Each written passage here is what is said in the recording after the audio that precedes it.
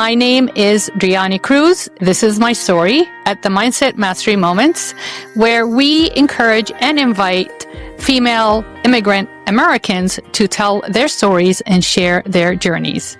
Welcome back to another episode of Chatting with Slava the Jordanian. I'm your host, STJ, and I'm here today, very excited to have Driany on. Thank you so much for coming on.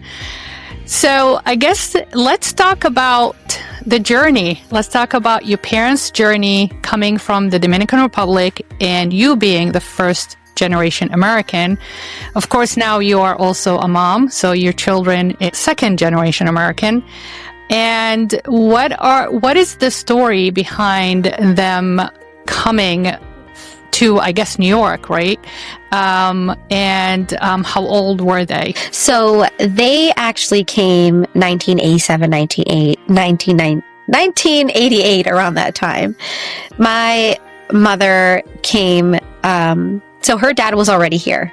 Her dad had married someone who lived here, and that's how she came. So they were around the age of 18, both of them. They weren't really fond of the idea of coming to the United States. They were brought here by their parents because their parents saw that they had a better opportunity living here.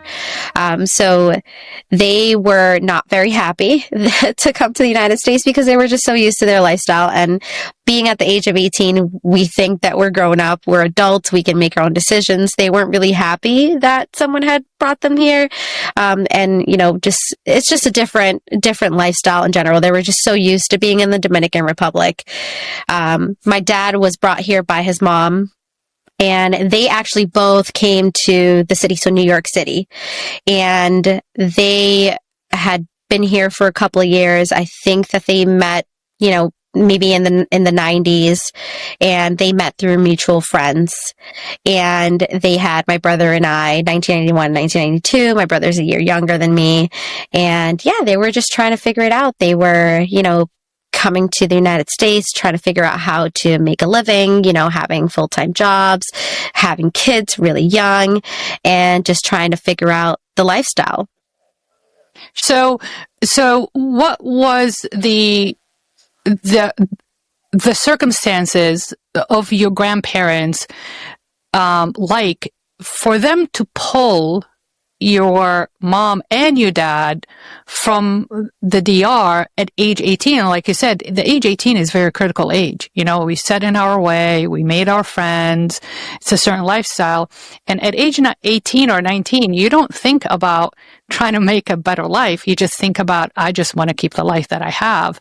But are there certain circumstances to pull somebody? I mean, like I said, having teenagers, they just started to implant their roots, you know, their connections and the social life and the friends and family. Yeah, I think that they were just trying to bring their kids. They have multiple siblings. I think they were just trying to have them here so that they can explore the world and have better opportunities, because they were starting to see some progression in comparison to living in the Dominican Republic. So they just thought that they were going to come here and thrive. And so I think that that was the intention. And certainly, I mean, they've come a long way. I mean, when you're young and you're trying to figure it out and you're kind of thrown into the world of like, here, you know, this is what you're going to get. This is how we're going to set you up. So we're going to give you a place to stay. We're going to put you out in the work field and, you know, the workforce, and whatever that looks like to you, whether it's working for a company or working for a store or working, you know, they were just trying to figure out, they weren't really sure.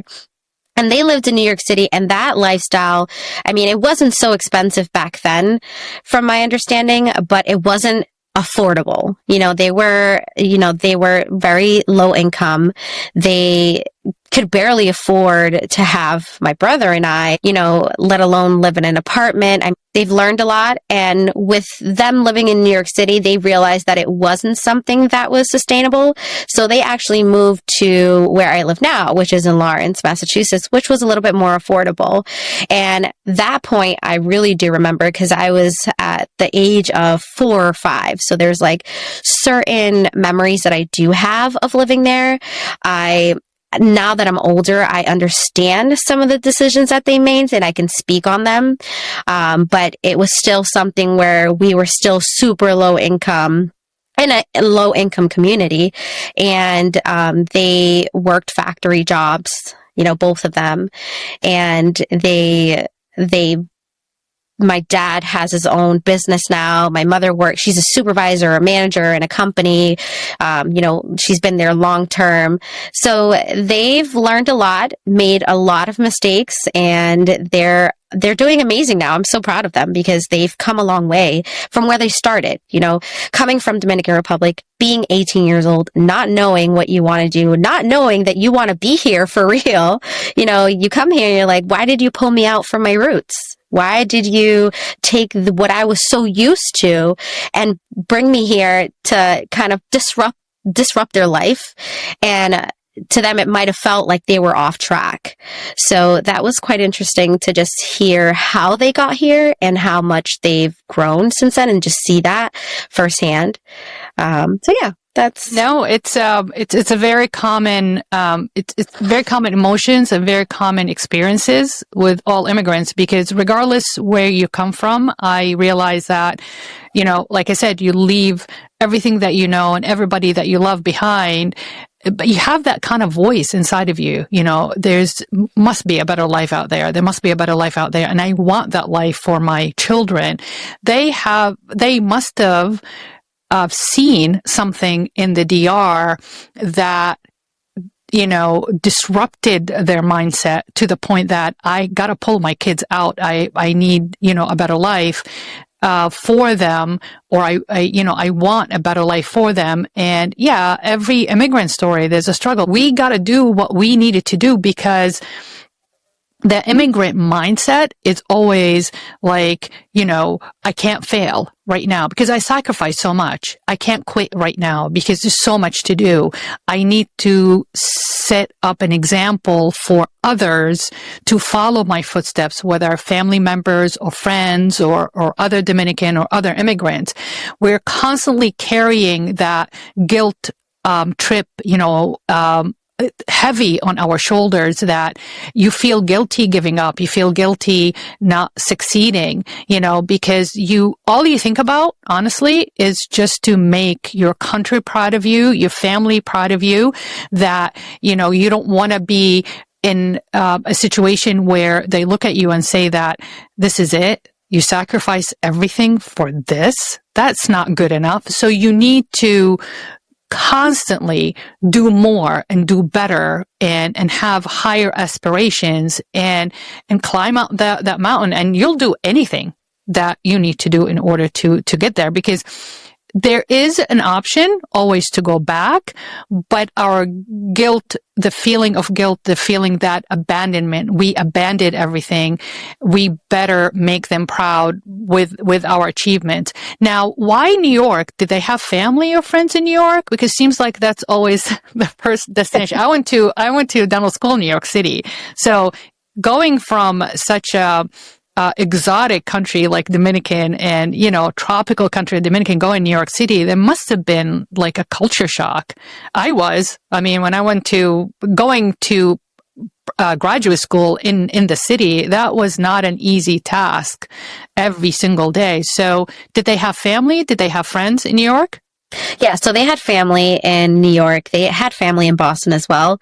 But I think that's the misconception of, people that live in Dominican Republic. And I don't know if maybe this is why their parents ended up living here. But when you go to Dominican Republic, and even when I visited Dominican Republic, it was sort of like, oh, you're from New York. They don't associate the United States, or they don't know what Massachusetts is. They don't know what, they don't know little cities. They don't know, and they just know New York at just big general state, right? They think it's like this big thing. So I think that that's probably the reason why their parents came here. That it's all they knew. You know, they didn't realize that there's so much more out there, and there's so many different places that they can go to.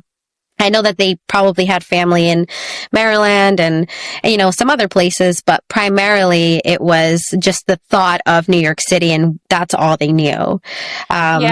It seems like it's a destination for, you know, the first destination for anybody that comes over, because you can't go wrong as far as that opportunity. There's always work to be done. So you are going to find some kind of a job just to start you off.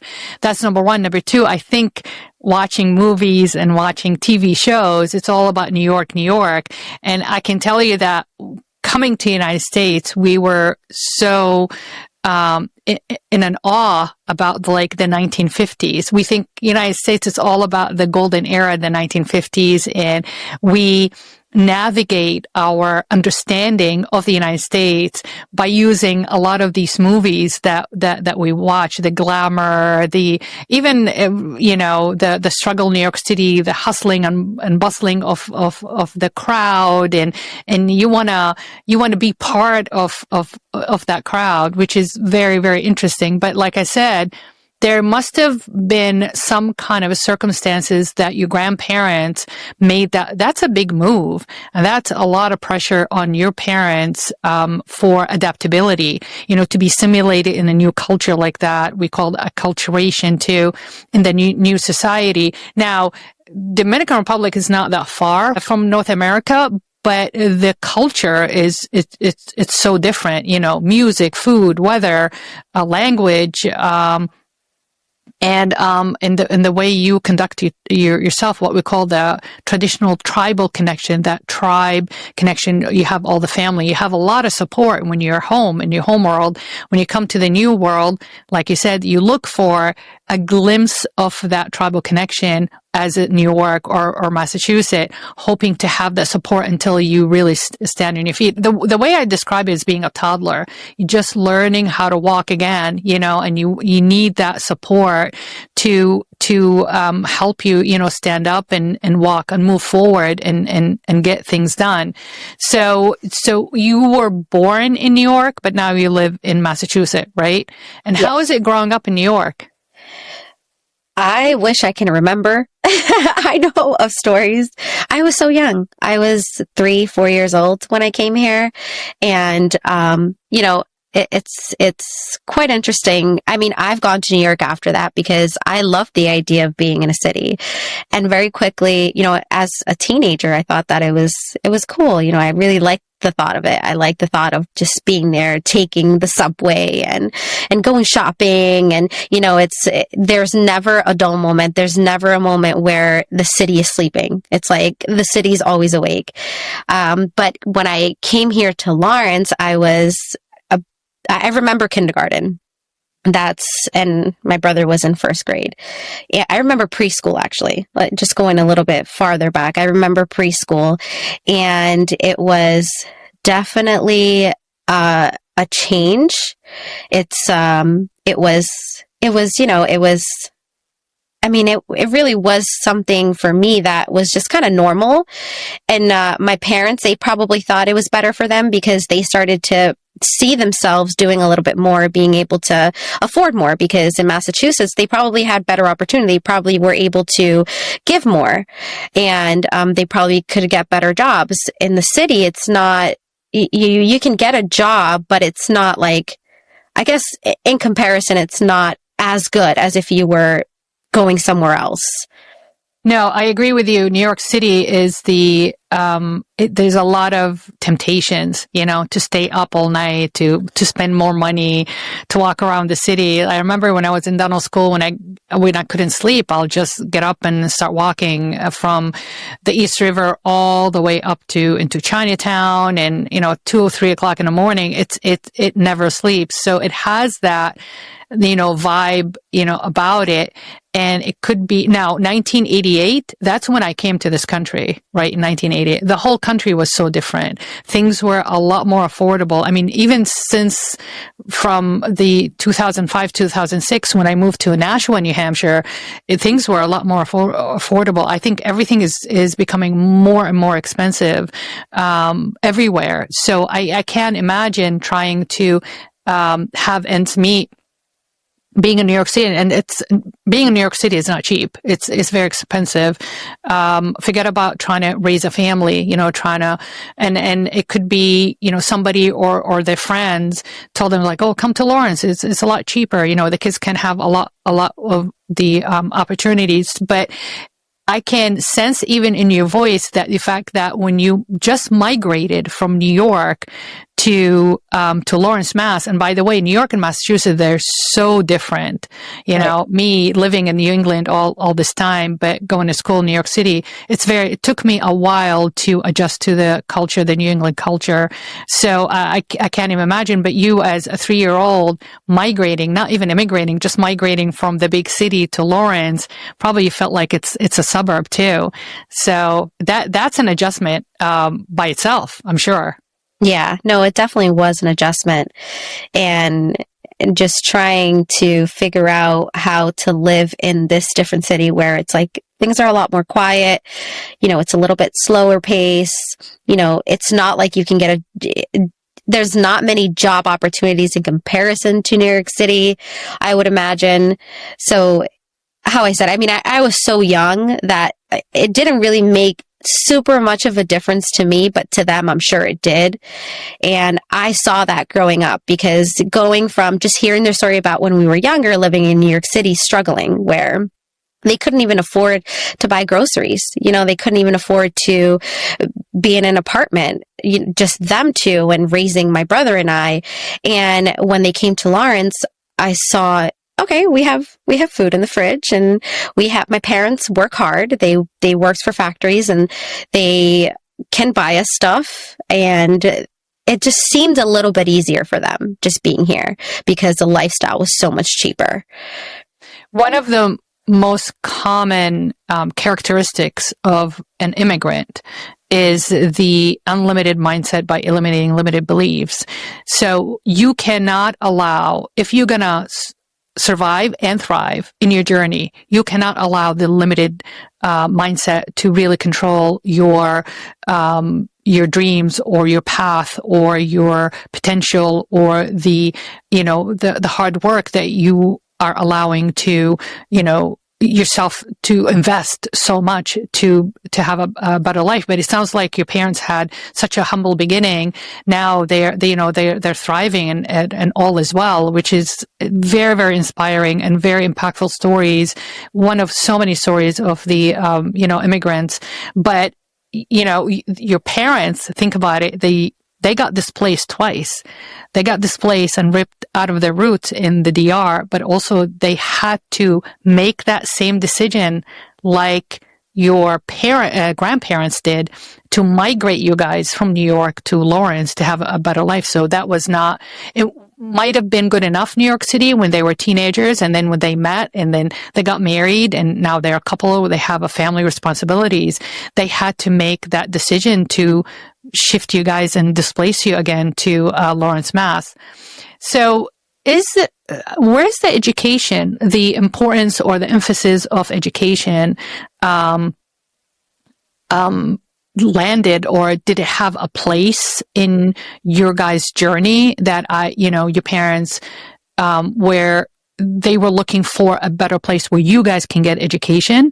Or was it that, don't worry about school, just get a job kind of thing? Oh no, my parents were big on the idea of school.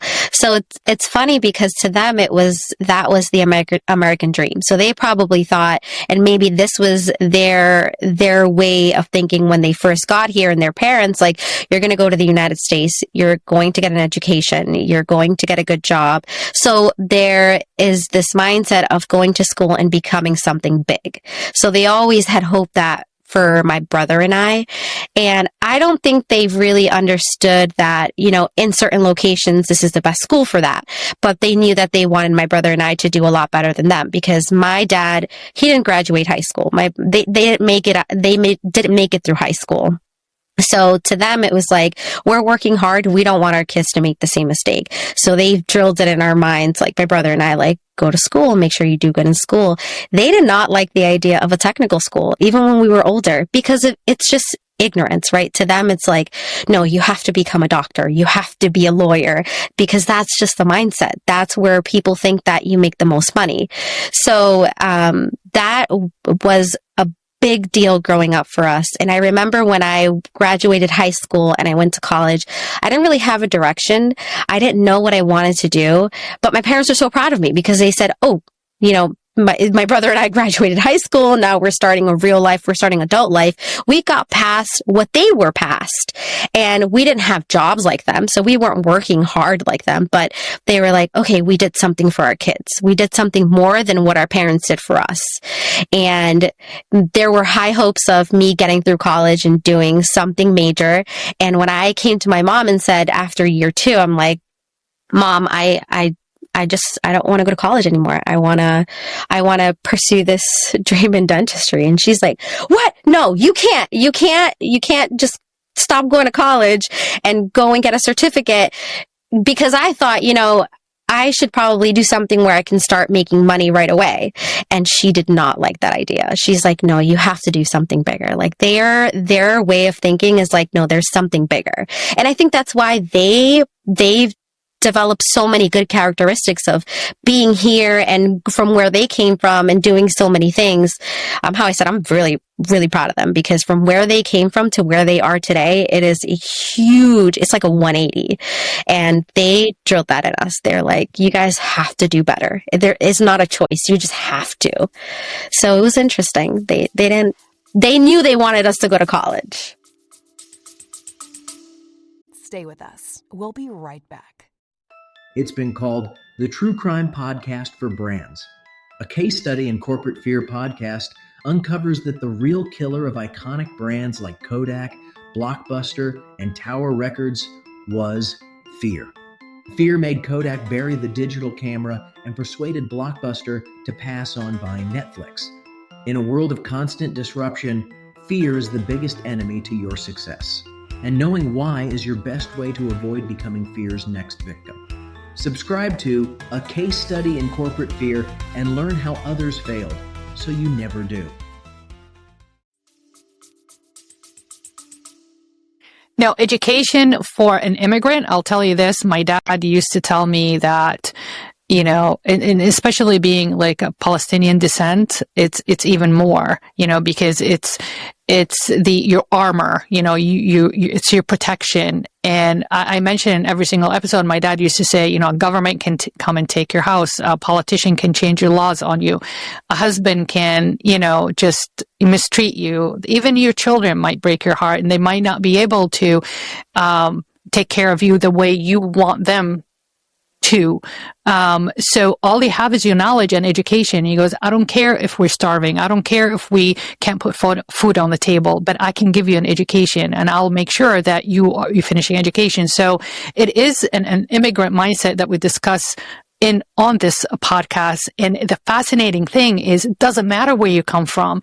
An immigrant is an immigrant, whether you displaced yourself by default, meaning that they were so many, social circumstances, financial, economical circumstances that it had pushed you out, or displaced yourself by design, meaning that, you didn't have the suppression, oppression, or political circumstances, or war zone, or famine, or natural disaster that you had to displace yourself, but you thought you want to elevate your life by seeking higher education. But it is, like I said, it's fascinating how the immigrant mindset is exactly the same. Education is the number one. It's your ticket and your invitation to the party. That's what my dad used to say. When you are educated, whether trade school, whether an associateship, whether undergrad, just a bachelor or a graduate school degree, it doesn't really matter. It almost like you stick out, and the society will accept you a lot easier. And that's your parents, and that's our parents' concern. How is the society is going to accept my child without education, because then you'll have the mindset, you'll have the opinions that society is interested in. They want to hear you out. They want to incorporate your potential and your expertise in the society. And that's what the immigrants constantly fixated on. Get a education. I don't care what it is, get an education, because according to your story, your parents not only sacrificed, they were displaced by your grandparents, but also your dad didn't get to finish high school, right? Because he got pulled out and he got displaced by his parents. And of course, when you immigrate to a new world, you got to help the family, because that's all you got. You don't have an extended family to say, okay, my son can't help me. I'm going to call my cousin, or I'm going to call my uncle, or I'm going to call my, my best friend from high school to help me. All you got is the parents and the offsprings, the parents and the offsprings. And that's a very small, tribe to really, survive and thrive, independently of that huge tribal connection that you left behind. So I'm glad they did that. But, every immigrant parent wants a better life for their children. So you ended up going to college. You didn't finish? Is that what you're saying? I did eventually. Yeah. Oh, okay. So you got your bachelor's? I have my associates in business administration. Oh, nice. And how about your brother? My brother did not finish college. He is, How did that go? He's doing really good. He's a DJ. I mean, that's just what he loves. He loves music. He loves just, awesome. Just being out there, and he's really good at it. So that's his life. And he's still kind of trying to figure things out too. But I'm sure he doesn't want to go back to college or do anything like that. And how did your parents react to that? Oh, they no, not really happy about it. So my brother and I are really different, and we have we grew up obviously with the same rules, the same expectations, and we went in different directions. The reason why I went back to college was because I always have this mentality of like, when I start something, I want to finish it. Or so to me, I wanted to make my parents proud. I wanted to be the first one to graduate from my family, from college. So I'm the first to have, my degree in my immediate family. And so I did it more for them. And they were actually really upset with me because I graduated and I wanted to do more. I wanted to go for my bachelor's, and I didn't go to my graduation. And they're like, Driany, this is a big deal. Like, you should have told us that you were, you had finished. You've got a degree. And, but they didn't understand the path that I took and why I took it. They know that all of the decisions that I made were, I made mistakes, but everything that I did where I am today is a lot better than where they were at my age, if that makes sense. No, it is an achievement because remember, as parent, and I never birthed any children, but I talk to parents, all the time, and especially immigrant parents, your achievement is their achievement. They are so proud what you have of what you have achieved. It's because of their hard, work and the sleepless nights of trying to plan and figure out how to keep you guys on track in order for you guys not to lose your path. And that's a scary thing. I mean, parents have a lot of pressure on them with that. But I want to go back to dentistry. How did you end up in dentistry? So dentistry is something that kind of just fell on my lap. I had a friend actually that I've been working since I was 13, just little jobs, making a little bit of money here and there. But when I graduated high school, I was working full time for the sneaker store, and I was working two jobs. I was working at the sneaker store and I was working at Marshall's. And I had a friend who was going to hygiene school. So every once in a while, I'll see her work for the summers. And I'm like, what are you doing? Like, what are you going to school for? She's like, I'm going to school for dental hygiene. And I said, oh, that's interesting. I'm like, oh, that might be something that I would want to do. And this was in the midst of me trying to figure out what I wanted to do in college. So I was going to school, liberal arts. I had no direction. So I was trying to go to criminal justice. I was trying to do psychology. I And so I was like, you know what? I need to stop wasting money, because essentially when you're going to college, you're wasting money if you've already got all the prerequisites in. And I've got to get into something. So I wanted to do something really quick. And then I came across this new school. They had just opened up the dental assistant program. And when I just went in and I was like, oh, I don't really know what I want to do, but I know that you guys had just opened up this program. I'm interested to hear more about dentistry, because I knew my friend was doing hygiene.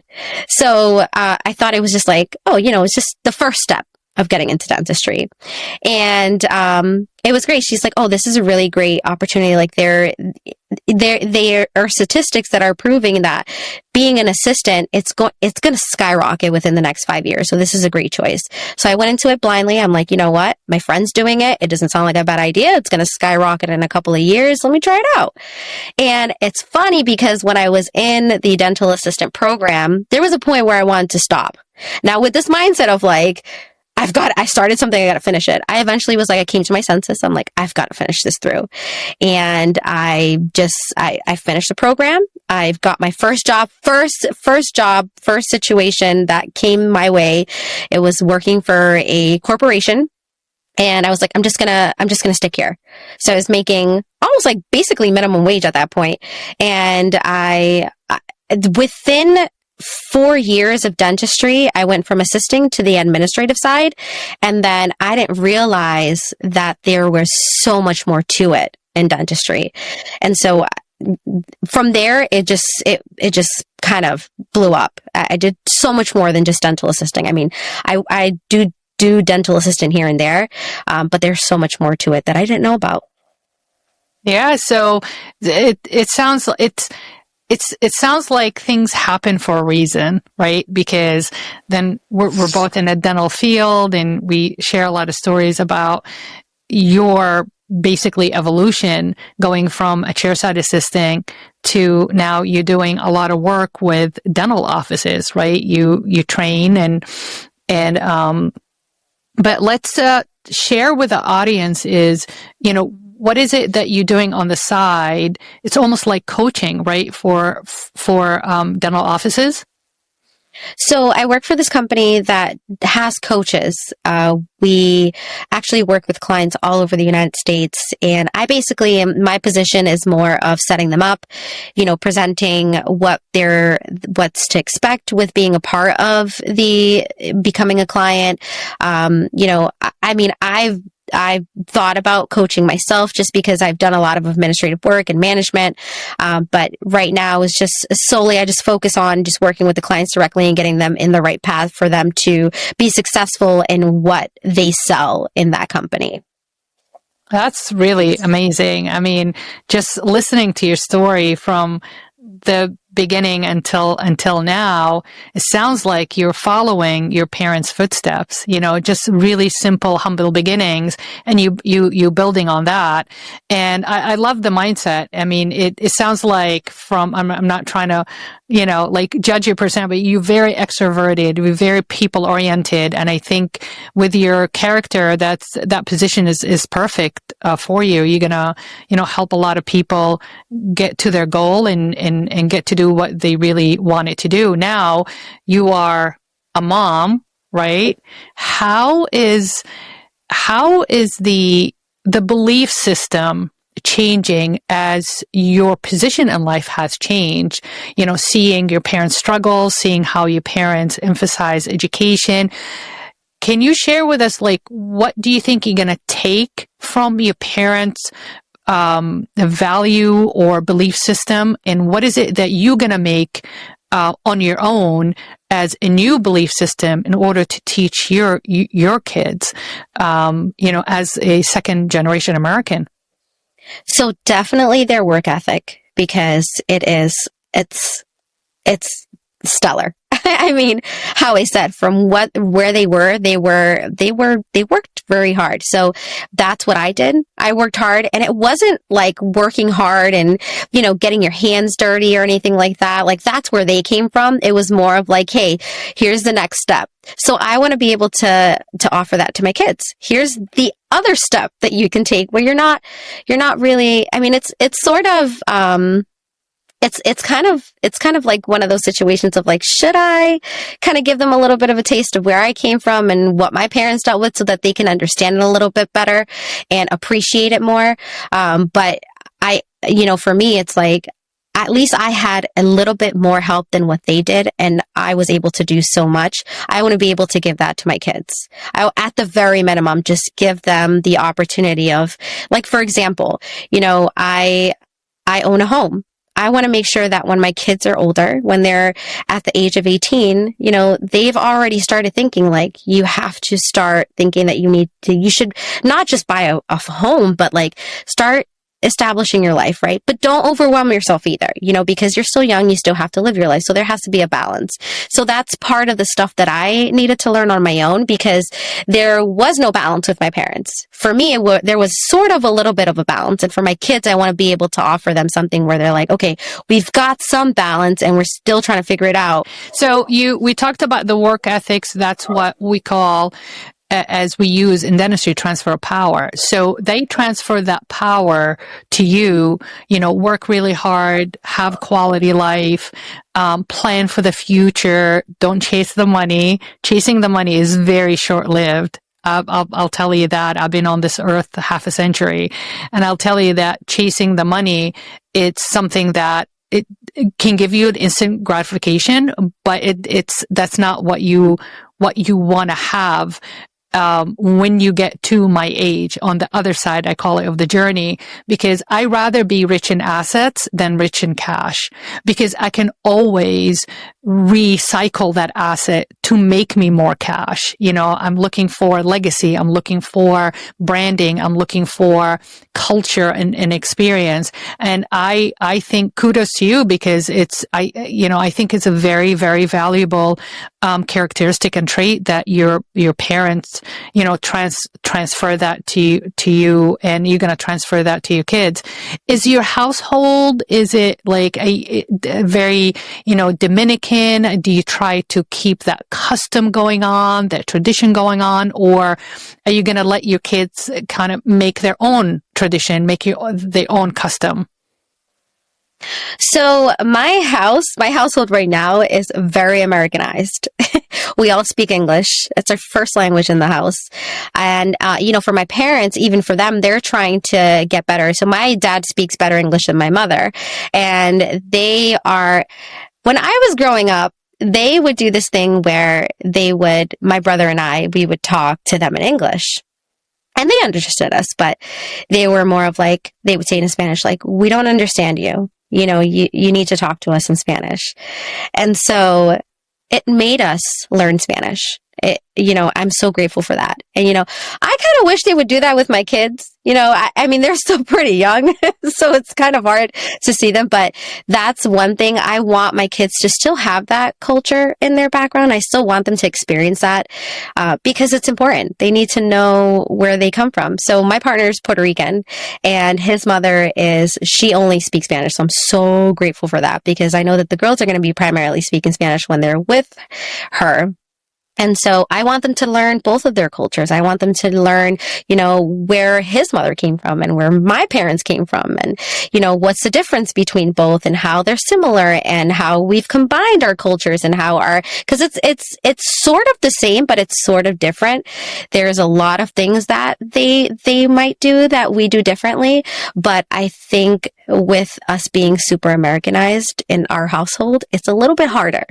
Being Spanish food, right? So Oh yeah, for sure. No, being bilingual is very, very beneficial, and also having children get the multicultural competency and multicultural adaptability, we call it.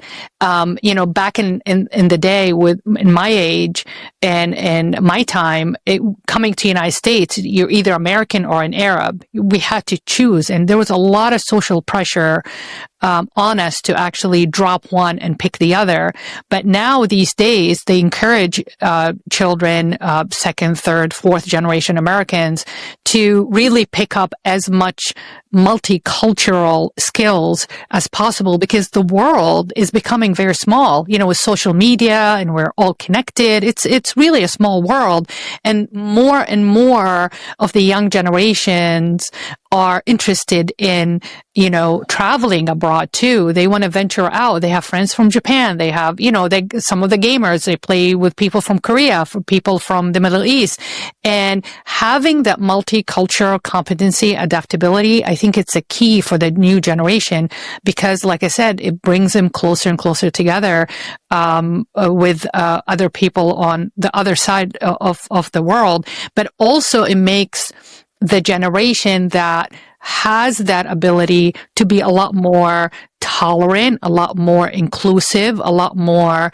adaptive and sympathetic and empathetic to our cultures. And I think that's a great way to teach them the language is in the household, because they're a lot more comfortable. They're not very subconscious about like how their pronunciation is and how they respond to strangers. But when they are trained and they're practicing within family, they'll be a lot more comfortable with it. Now, so you picked up Spanish at home. Did you guys take Spanish in school?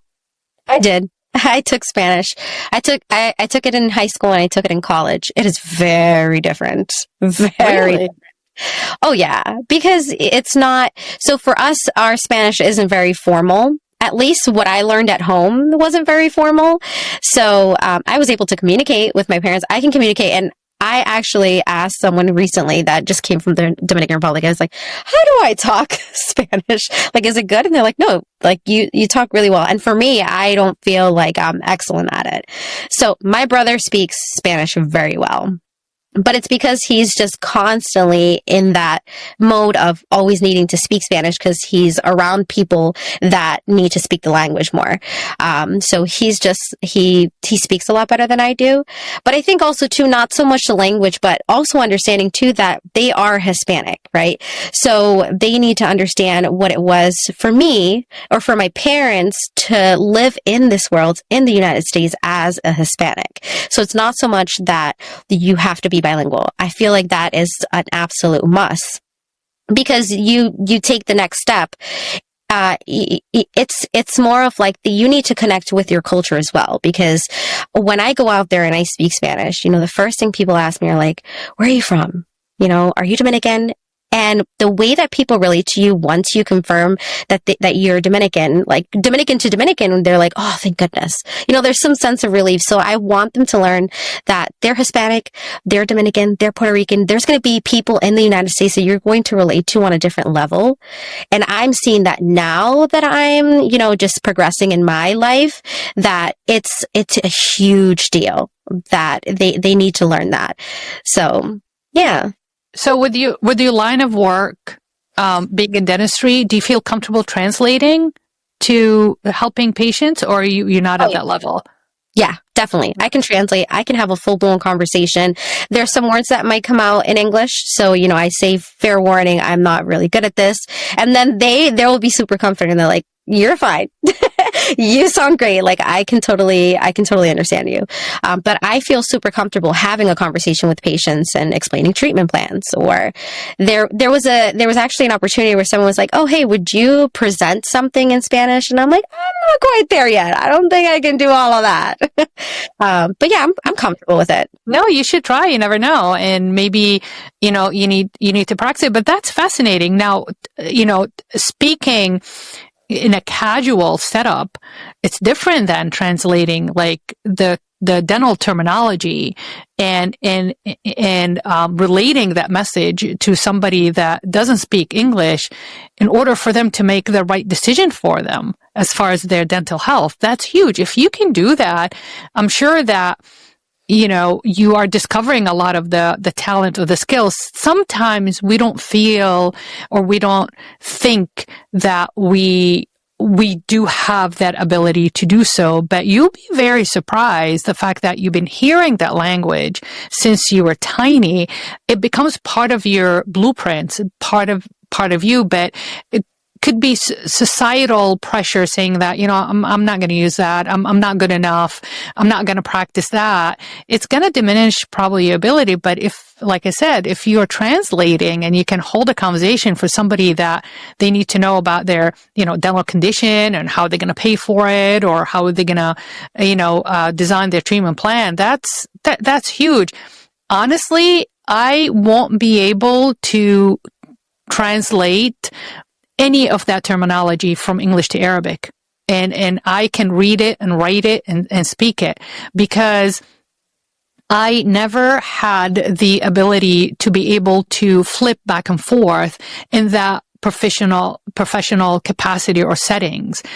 I can simplify the terminology, but I don't think I'll be able to really deliver that term in Arabic in its all meaning to the patient. So for you to be doing that, that's definitely a big plus for you, and that makes you even more valuable to the company that you're working with, because probably you can speak to dentists that they are bilingual, or maybe they're stronger in Spanish than they're in English. So I guess the next thing I want to ask you is, would you recommend coming to the United States for somebody, a young 17, 18-year-old, somebody from the DR that is, thinking that the grass is greener on this side, and they want to come to the United States and build a life? Yeah, no, I would absolutely recommend it to anyone, but with the understanding that there's no shortcuts. You have to work hard, right? And depending on how you come in, whether it's you're set up in a way where family is going to help you or family's not going to help you, just have some type of direction, because having all the direction is kind of it's a little bit crazy to think about. It's not realistic. So just have some goals. Be motivated. I think that's the biggest thing. Always want to do more. I'm a huge person on growth and, just making myself uncomfortable and to be comfortable. And once again, putting myself in that uncomfortable position. You always have to be uncomfortable to grow. There's just, you can't grow any other way. And when you have that mindset and you come here to the United States, you will be surprised at how much you can actually get done, and be serious about it. Understanding that it's not going to be easy. You'll definitely grow a lot. Now, you did mention, do you visit the Dominican on a regular basis? Do you guys vacation there, or? I don't. I've been to Dominican Republic 3 or 4 times, maybe. So at some point in time, I had a really bad experience in Dominican Republic. I did go back, but I was 15 when there was this whole traumatic situation that happened to me, and I went back before I had my girls. So it was probably like 20 years later. Okay, and your parents go back? My parents go back all the time. All the time. Yeah, my dad didn't go back for a very long time. They've visited in the last 5 years. They've been there multiple times. Yeah. Yeah. And do you, now seeing your parents coming as teenagers, do you recommend because what I heard is the new Dominican generation, some of them will come to the United States and they find it very difficult and very, very expensive. And they rather some of them, they go back after a year, I was told, or some of them, when they calculate the advantages and weigh the advantages and disadvantages, it's almost like it's not worth it for them to leave. Now, that said, your parents coming at age 17, 18, do you recommend for somebody from the DR maybe finish high school and then come over, or wait maybe until you get married and come over to have a lot more support? Or do you think it doesn't really matter if you are motivated, just pack it up and come over? Yeah, I think it just depends on the person and their mindset, because it really just has to do with how much you want it. How much do you want it when you're here? Because it's not easy. When you're starting, even at the age of, if you're coming at the age of 18 and you come here and you don't have family who can kind of keep you afloat for some time to try to figure it out, it's going to be difficult. It's going to be one of those situations. And it depends also too, I think, where you end up. Because in Massachusetts, I feel it's a little bit harder because things are so expensive. The city as well, like I feel living in the city, it's really expensive. So there may be other states that they may be able to thrive a little bit more than being here. So they would have to figure that out. You think thriving better or thriving faster? Like there are a lot more opportunities? Both. Okay. I think both, because if you're coming here and you're trying to see fast results, it won't happen. But you can see results. It might just take you a couple of years. Some people come here with the mindset of, I want to start making money right away. It's hard. You can't just do that unless you're doing something completely illegal. Like it's just, you can't do it. It's going to be hard. But it could happen. I had a cousin who came, he came here and luckily he had family that he can stay with, but he's an electrician now. He has been in this country in like less than 5-6 years, and he's done a lot. But it's because he came here and he came here with an agenda. He came here motivated. He came here with the right intentions of like, when I get there, I'm going to get a job. I'm going to make sure that whoever is helping me, I'm able to pay them, for me to stay there. And then I'm going to get an education. And he went into a trade and he's doing amazing now. He talks great English. And that's another thing. You have to be open. You can't just come here closed-minded and think that, things are just going to pop in your life and be amazing. So he was open to the idea. He knew he was going to struggle, and he did a lot for the short period of time that he was here. So that's very inspirational. I think that that's more inspirational than sort of my story, because I had so long to figure it out. But for him, coming here and not knowing the language and not really knowing the lifestyle, and coming to Massachusetts, which is also like another big thing, he did amazing. Yeah, So, there's so many successful stories. Maybe we should have him on the show. I would love to interview him. Seriously, if he's comfortable enough. But no, I agree with you. I think, and I mentioned it before in other episodes, that if you are planning to displace yourself by design, meaning that like your cousin, he didn't really probably had suppressing circumstances. He just wanted a better life. And it sounds like he was very, very successful, but that was his mindset too, right? Mindset. He was more extroverted, very task oriented, probably did his research. He planned for everything. And I agree with you. It works if you handle your journey in a certain way, and you can, within 5-6 years, that's an achievement. It's huge. Electricians, as you know, they're very, very successful, and they become, very lucrative business, because we can, as an electrician, I always call a trade school: plumber, electrician, landscaping, builders, general contractors. As long as the humans are still living on this earth, you cannot live without electricity. You cannot live without water. So that's a great field and career on his part, decision on his part to get into that career. That was very, very smart. And if you do it right, he'll thrive very, very well. But so your partner is from Puerto Rico, right? So do you see a difference in like the mindset or their setup, like his perception of reflection on his parents' journey? Is it very different than your parents' journey, or you guys have there's a lot of similarities as immigrants? So it's sort of the same and sort of different. So he actually was, he only really primarily lived with his mom growing up. And so he really only had one family member until he had, his mom had married And they were able to do a lot more when they were married, but he comes from a very different situation. And I actually have learned a lot from him in regards to independence, in regards to, just being a strong woman. I think because that's something that he saw all along in his life. His mom's a very strong individual. She's, she's the head of the household some people would see it as.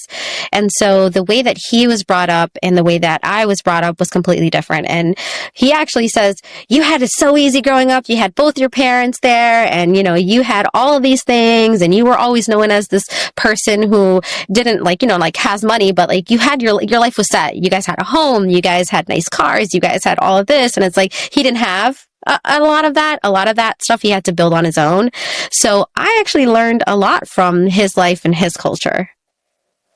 No, it's all about perception, right? Sometimes you wish that you have, humble beginnings, and some people, they wish that they had everything from the beginning and they didn't have to go through the journey of or the process of building things up. But I guess my last question, since we're reaching to the end of our hour, believe it or not, is do you feel from living around immigrants that we have the tendency to overcompensate for us to be seen, to be acknowledged, meaning that we have to overachieve, we have to overaccomplish for the new society or the new world to really accept us and recognize us as citizens, as, business owners? Or you don't see that growing up? Like, for example, your parents, did they have to overperform in order for them to get to where they are right now? Yes, absolutely. They had to. Because in paper, because a lot of the stuff is in paper, especially now when you're looking for a job, it's more of who are you on paper? If you cannot show who you are on paper, it's very difficult to go out in this world and be successful. And so that's the difficult thing about being an immigrant, because one, your name is a huge thing. A lot of people, as sad as it sounds, just by the way you look, by who you are, where you come from, I feel that you're automatically judged, right? And for me, I honestly, luckily, I am who I am, and I'm so grateful for who I am and where I came from. A lot of people saw things in me that I didn't even see in myself. So I'm glad that everything that I was able to do and accomplish, I'm where I am today. But for my parents, it was difficult, just seeing, oh, well, he didn't graduate high school, or, she works for this company. How, they wouldn't expect them to be homeowners, to own a home where they are now. You look at my parents' lifestyle now, they're at a point where they can enjoy their life because they work so hard for so long. But when you look at them, they go to a store and they get judged. They go out shopping and they get judged, but that's a sad reality. So I think it's really impactful for a lot of people. It is. And it's fascinating, as immigrants, we are okay to deal with that because we know it's worth it. You know what I'm saying? Just from a psychology point of view, if somebody is mistreating you, it's not worth it. I don't want to be in that relationship. I don't want to be in that culture. I don't want to be in that environment. I'm leaving. But it's amazing how the unlimited mindset of the immigrants that are willing to withstand that kind of stereotype, that kind of social judgment, because we know that we need to rise above it, and it's at the end, it's going to be worth it. At the end, this is exactly what I want. We want it so bad, a better life, that we are ready to take that on and just ignore it, because we know at the end you're going to be the winner. At the end you're going to be the one that homeowner, a business owner, and and that to us, it's very much worth it. And like I said, as an immigrant, when you displace yourself, there, quitting is not an option. Failure is not an option. You got to keep going. You got to overshine for us to be noticed, for us to be acknowledged, for us to be, advocated for. And that's amazing how that psychology works very, very well, especially if you tap into it in the right way and use it for your own benefit. So so I guess you would encourage a young Dominican to come to the United States as long as they do it in the right way. And I think, like I said, with technologies and social media, I think it's a little bit easier for you guys to acclimate and acculturate and simulate into the new society, because there's so much information out there. When we came here in the 80s, there is none of that out there. We literally had to figure it out. Like you said, what is on paper is it's the most important thing, and people were not as connected as they are right now.